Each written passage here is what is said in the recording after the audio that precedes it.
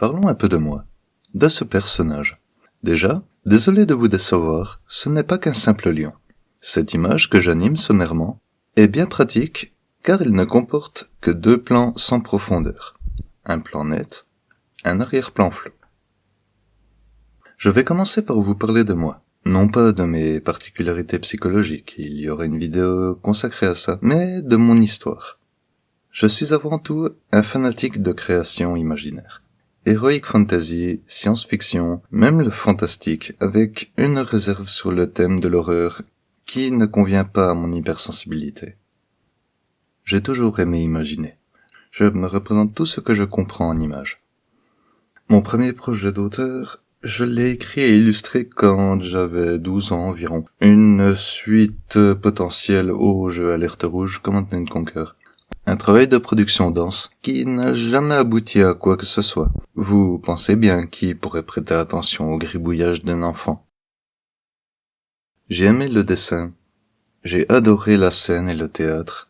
Le cinéma et le jeu vidéo m'ont choqué de bien des manières. Et plus tard, j'ai été initié à la rigueur et le monde intemporel de la rédaction. J'ai fait un travail d'expression écrite vers mes 14 ans et c'était une expérience fantastique, menée par un grand passionné de littérature. Écrire, bien plus que dessiner, s'était vite imposé comme un moyen idéal de matérialiser mes pensées pour les partager. Ceci en comprenant une certaine gêne maladive à m'exprimer en dehors d'une scène avec une audience consacrée à cela. Le premier gros choc créatif m'ayant pris et mon introduction au monde de l'imaginaire s'est fait par le biais du cinéma. Dragonheart, Cœur de dragon en version française. L'image du dragon en tant que protecteur bienveillant m'avait déjà marqué dans mon enfance, mais ce film a été révélateur. Un déclic créatif qui ne m'acquitterait plus jamais. Mais alors, pourquoi le lion, fauve endormi? Et ce furie à la con, il veut dire quoi? Cela s'est construit au fil du temps, comme ma personnalité. J'aime les félins, autant que les dragons. Dans cet ordre d'idées, la manticore me semblait faire un bon compromis, autant sur l'esthétique que sur le sens que je lui donne. Mais avant de parler de cela, je dois faire un aparté sur la communauté furry.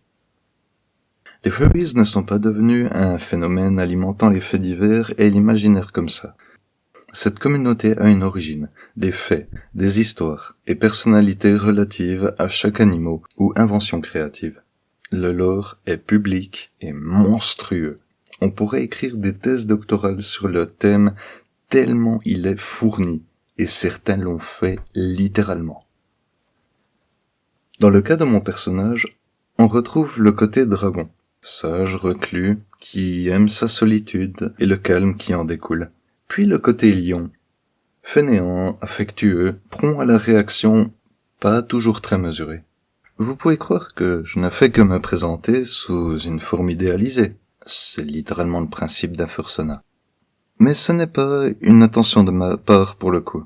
Tout est écrit et répertorié sur Internet.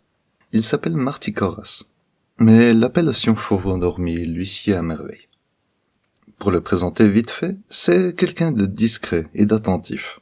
Une créature fainéante observant le monde sans s'en mêler par le biais de son pouvoir d'omniprésence. Lorsqu'il ferme les yeux, il peut voir n'importe quel endroit de l'univers, tout en restant consciemment un humble spectateur. Il se montre rarement en personne, mais répond volontiers à la sollicitation. Encore faut-il se rendre compte qu'il soit présent. Voilà, c'est ça faire un fursona. Un travail d'auteur. Matérialiser son imagination en écrit et illustration compréhensibles et tangibles. Pour conclure, j'aimerais ajouter une anecdote. Pourquoi conserver un pseudonyme si long et barbant? La question peut paraître bête, mais je l'ai déjà entendue. Ce pseudo est un mot valise entre fauve et endormi.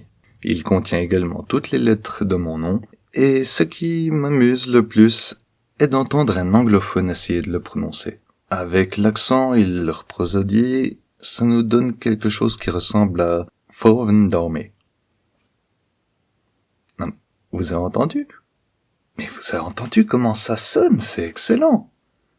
On dirait le nom d'un dragon dans Warcraft. Merci pour votre attention. Mes travaux sur mes romans arrivant à leur fin, je pense plus me consacrer à poster du contenu sur mes réseaux. Toujours 1 ou 2 fois par semaine, je ne spamme jamais mon public. Bon, vous savez quoi faire pour m'aider si vous aimez ma plume délicate. À la prochaine.